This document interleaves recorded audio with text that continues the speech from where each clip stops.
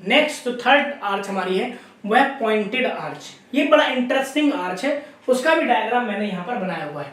Diagram आपको सारे arch के यहाँ पर दिखाए गए हैं, जिनकी मदद से आप आसानी से समझ भी सकते हैं। पॉइंटेड आर्च हमारे किस टाइप के आर्च होते हैं? पॉइंटेड आर्च ऐसे आर्च होते हैं जिनमें दो आर्क वाले कर्व लिए जाते हैं। दो आर्क वाले कर्व। आप कहेंगे कैसे? तो देखिए जरा उदाहरण के तौर पर बताता हूं। जैसे मैंने क्या किया, मुझे ये आर्च बनाना है।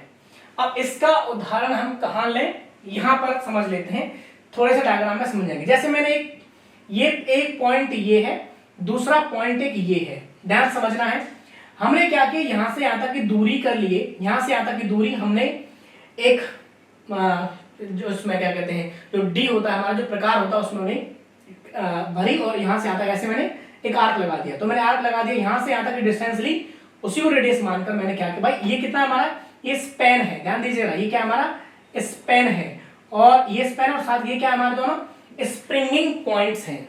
स्प्रिंगिंग पॉइंट आप समझ गए हैं ना, क्या है स्प्रिंगिंग पॉइंट? वो बिंदु है जहां से आर्च का जो कर्व है वो अस्तित्व में आता है। ये आर्च का कर्व हमारा शुरू होता है, डेवलप होना स्टार्ट होता है। तो हमने इस आर्च के जो स्पैन हमारा, इतनी डिस्टेंस हमने भरी और इतनी रेडियस का हमने एक आर्क मार्क कर देते हैं। ये देखिए जरा, यहां से यहां तक की डिस्टेंस है और मैंने एक आर्क मार्क कर दिया यूं। ठीक है, एक आर्च मैंने ऐसे ये आर्क बना दिया यूं, इस तरीके से। ठीक है, फिर मैंने यहां से यहां तक जो रेडियस ली है वो ये है, डॉट डॉट डॉट डॉट करके मैंने ये रेडियस ले लिया। ठीक है ना, यहां से यहां तक, ध्यान रखिएगा इसको। फिर मैंने इसको सेंटर माना और इतनी आर्क भरी, और यहां से मैंने फिर दोबारा इसी वे में इस तरह से मैंने एक आर्च बना दिया।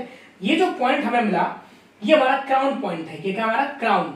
लेकिन ये जो क्राउन पॉइंट है, अब हम क्या करें, ऐसी आर्च जिसमें दो आर्क वाले कर्व बनाए गए और उन दोनों कर्व को खींचा, और यहां से जब हमने इन तीनों पॉइंट को मिला दिया जाए, मतलब कि हम क्या करें, इन तीनों पॉइंट को मिला दें ऐसे dot dot dot dot dot dot करके, और डॉट डॉट डॉट डॉट करके, इस तरह डॉट डॉट करके मिला दें, तो ये जो हमारा है 60 डिग्री और 60 डिग्री और 60 डिग्री पर ये हमारा समबाहु, इस तरह से हमारे तीनों भुजाएं कैसे बराबर हो जाएंगे अगर ऐसा करेंगे। भाई जितनी आपकी स्पैन थी उतना ही आपने रेडियस लिया, तो उतनी डिस्टेंस यहां से यहां तक हो जाएगी। जितनी आपकी रेडियस थी उतना ही आपने, जितनी आपकी रेडियस थी सेंटर माना, ये आर्च बनाया, तो यहां से यहां तक की डिस्टेंस भी उतनी, तो मतलब ये वाली साइड, ये वाली साइड और ये वाली साइड तीनों बराबर हुए, तो ये बना हमारा समबाहु त्रिभुज। तो हम कहेंगे ऐसी आर्च जिसमें हमने दो अलग अलग रेडियस वाले, या नहीं सॉरी, मैं इस बारे की बात करें तो दो सेम रेडियस वाले हमने, या यूं कहें कि दो चाप वाले वृत्त हमने बनाए, और बनाने के बाद जब हम उन दोनों स्प्रिंगिंग पॉइंट और इंट्राडोस का जो हमारा एपेक्स पॉइंट है, ये इस पॉइंट को क्या कहेंगे आप, इस पॉइंट को आप कहेंगे एपेक्स। क्या कहेंगे, एपेक्स, या इसको कहेंगे क्राउन।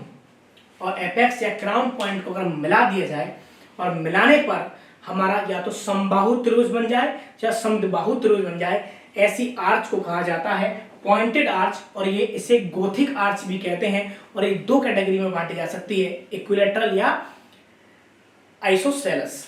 अब आप इसको थोड़ा सा पढ़ते हैं, यहां पर देखें पॉइंटेड आर्च के बारे में क्या कहेंगे हम, क्या लिखें। सबसे पहला पॉइंट लिखेंगे, इस आर्च में दो, क्या लिखें, दो चाप वाले, बड़ा इंपॉर्टेंट पॉइंट है, दो चाप वाले वृत्त, मतलब टू आर्क ऑफ सर्किल। क्या लिखूं मैं यहां, टू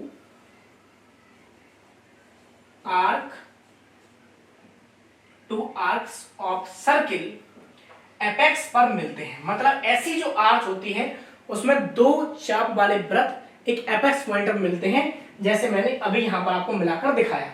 फिर क्या होता है, इन दो आर्क वाले सर्किल से क्या बनता है हमारा, दो आर्क वाले सर्किल से एक ट्रायंगल फॉर्म करते हैं। क्या करते हैं, एक ट्रायंगल बनाते हैं, एक ट्रायंगल बनाते हैं।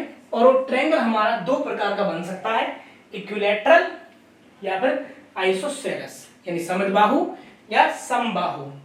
समबाहु मतलब इसकी तीनों भुजाएं समान हो, समबाहु मतलब जिसकी दो भुजाएं समान हो।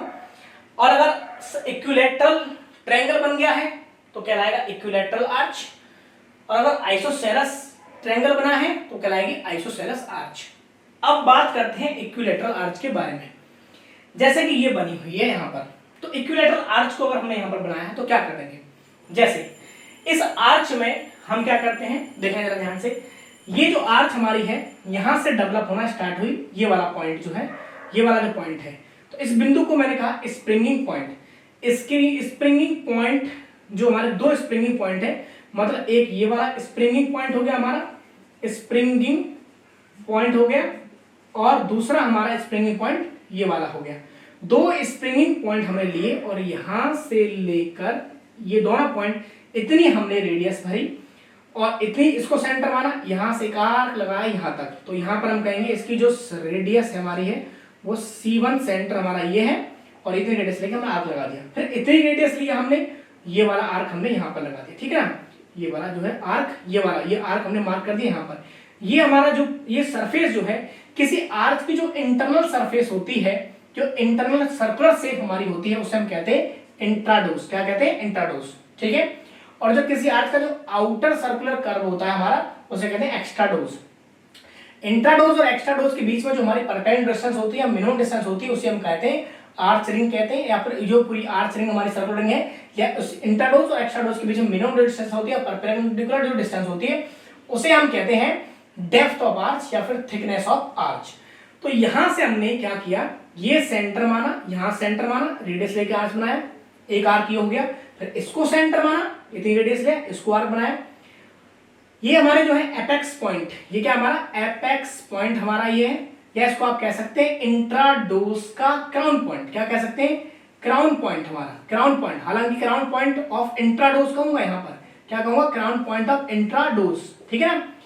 अब इनको मिलाया हमने, और मिलाने पर हम ये पाए क्या कि ये जो dot dot dot dot dot करके मिलाया, अब मैं बाकी के जो डॉट डॉट है वो मैं हटा देता हूं ताकि आपको क्लियरली समझ में आ पाए। अब यहां से डॉट डॉट डॉट करके मिलाया और ये मिलाया, तो हम आप देखेंगे यहाँ 60 डिग्री, यहाँ 60 डिग्री और यहाँ 60 डिग्री एंगल फॉर्म होगा, और ऐसी आर्च हमारी कहलाती है इक्विलैटरल आर्च। क्या कहलाती है, इक्विलैटरल आर्च। हम इसमें क्या लिखेंगे, इस आर्च में क्या लिखूं मैं, दो स्प्रिंगिंग पॉइंट।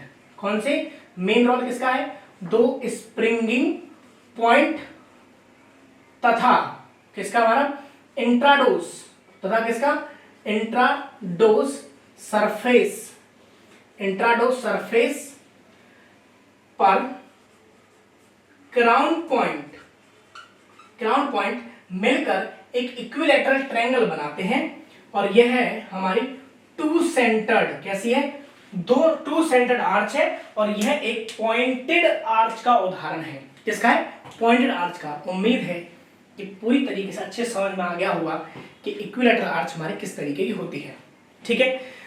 अगर आप आइसोसेलेस आर्च बनाना चाहते हैं तब उसके लिए क्या करेंगे, उसके लिए जरूरी है कि क्या करें आप, कि उसके लिए आवश्यक ये है कि आपकी दोनों भुजाएं ये वाली समान हो जाएगी। हो सकता है स्पेन कुछ की वैल्यू कुछ और हो जाए, मतलब बेस की वैल्यू कुछ और हो जाए। जब दो भुजाएं समान हो जाएंगी तो वो भी पॉइंटेड आर्च कहलाएगी, लेकिन वो आइसोसेलेस आर्च कहलाएगी, क्योंकि दोनों भुजाएं ये वाली आपकी समान होंगी। अगर हम बात करें इक्विलैटरल आर्च के बारे में, और आगे क्या जान सकते हैं कि ये टू सेंटर्ड आर्च है। इसमें कितने सेंटर बने हमारे, दो, एक ये वाला सेंटर और एक ये वाला सेंटर। अगर आगे की बात करें कि इस आर्च में जो हमारी कॉर्ड लेंथ है वो किसके बराबर हो जाती है, तो कॉर्ड लेंथ हमारी इसमें स्पेन के बराबर होगी। माना कि मतलब ये है कि जितना इसका स्पेन है उतनी ही इसकी कॉर्ड भी होगी, मतलब जितना इसका स्पेन है उतनी इसकी कॉर्ड भी आपकी होगी। ये क्या है, हमारी कॉर्ड। तो हम कहेंगे ऐसी आर्च जिसमें कॉर्ड की लेंथ आर्च के स्पेन लेंथ के बराबर हो जाए उसे कहा जाता है इक्विलैटरल आर्च, ये जो कि एक पॉइंटेड आर्च या गोथिक आर्च की कैटेगरी है। उम्मीद है इस लेक्चर में हमने तीन आर्च के बारे में डिस्कस किया, एक सेगमेंटल, सेमी सर्कुलर, इक्विलैटरल, जो कि पॉइंटेड का एक आर्च है। अब नेक्स्ट लेक्चर में हम बात करेंगे हॉर्सशू शेप या फ्लैट आर्च, और उसके साथ साथ हम जो एलिप्टिकल या सेमी एलिप्टिकल आर्च के बारे में हम नेक्स्ट लेक्चर में डिस्कस करेंगे। उम्मीद है कि लेक्चर अच्छा लगा होगा। अगर लेक्चर अच्छा लगा है तो वीडियो को लाइक कर सकते हैं, और इस वीडियो को अपने फ्रेंड्स ग्रुप में शेयर भी कर सकते हैं, और हमारे चैनल को सब्सक्राइब भी कर सकते हैं, और अपने फ्रेंड्स ग्रुप या सोशल मीडिया पर आप जितनी हमारी मदद कर सकते हैं इनको शेयर करके आप हमारा सपोर्ट भी कर सकते हैं। धन्यवाद, मिलते हैं नेक्स्ट लेक्चर में नेक्स्ट टॉपिक के साथ। Thank you.